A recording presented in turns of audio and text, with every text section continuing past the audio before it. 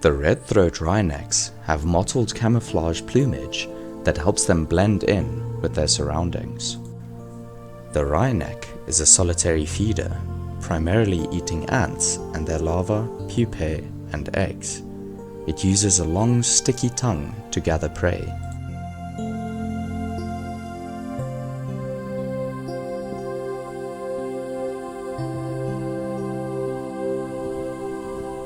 Its tongue is a remarkable adaptation for catching ants and termites, which are its primary food source.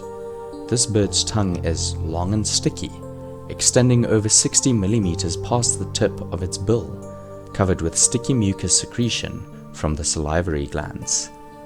It's used for specialized feeding. It allows the bird to gather hundreds of ants or ant larvae in each beakful, making it an efficient feeder.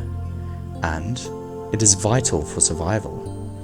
It enables the bird to feed its chicks and sustain itself on its diet of ants and termites.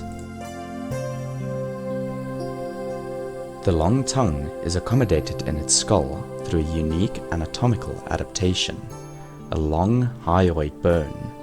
The hyoid bone, which anchors the tongue muscles, is elongated and wraps around the skull, often extending into the nasal cavity or even the upper mandible.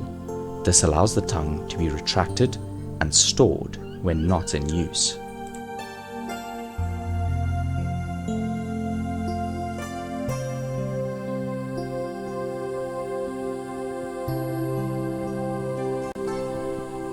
When the wryneck retracts its tongue, it coils or folds back into the mouth and throat area, fitting snugly within the skull's contours.